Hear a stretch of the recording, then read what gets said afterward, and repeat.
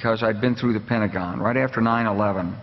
About 10 days after 9/11, I went through the Pentagon and I saw Secretary Rumsfeld and Deputy Secretary Wolfowitz. I went downstairs just to say hello to some of the people on the Joint Staff who used to work for me, and one of the generals called me and he said, "Sir, you got to come in. You got to come in and talk to me a second." I said, "Well, you're too busy." He said, "No." He says, "We've made the decision. We're going to war with Iraq." This was on or about the 20th of September. I said, "We're going to war with Iraq. Why?" He said, "I don't know." He said, "I guess they don't know what else to do."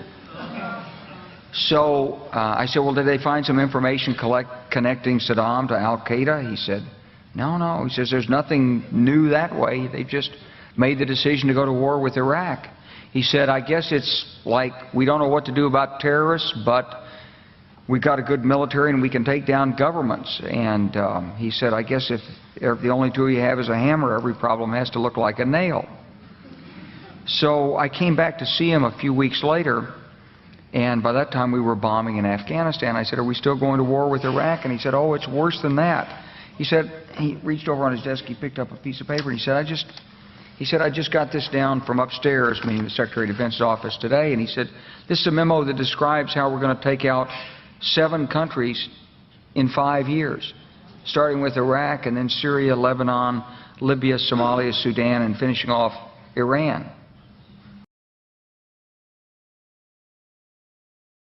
This is a memo that describes how we're going to take out 7 countries in 5 years, starting with Iraq. My fellow citizens, at this hour, American and coalition forces are in the early stages of military operations to disarm Iraq, to free its people, and to defend the world from grave danger. And then Syria. We had a chance to talk about a wide range of international issues, including the situation in Syria.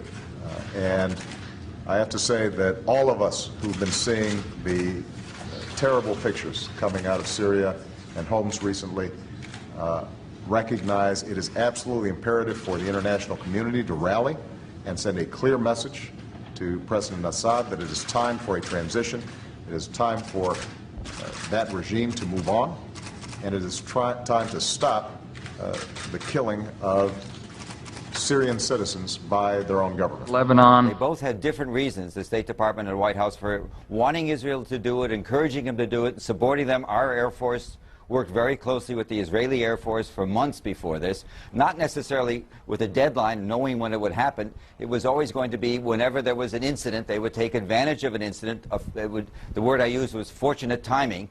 When Hezbollah grabbed some of the Israeli soldiers in early July, that was then a pretext, I think that's the only word, for a major offensive that had been in the works a long time. Libya. Today we can definitively say that the Gaddafi regime has come to an end. The last major regime strongholds have fallen.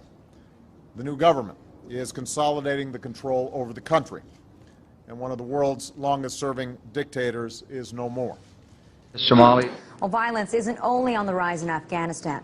In fact, it looks like America's shadow wars have now increased by 1.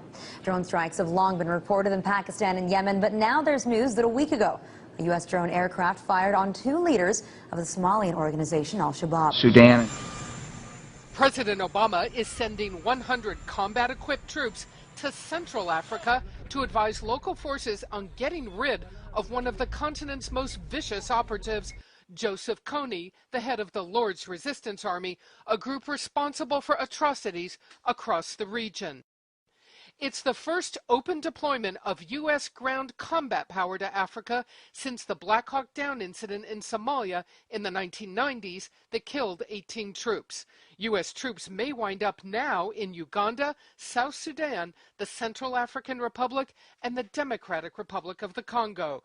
It's part of a growing military effort to engage in Africa. Finishing off Iran.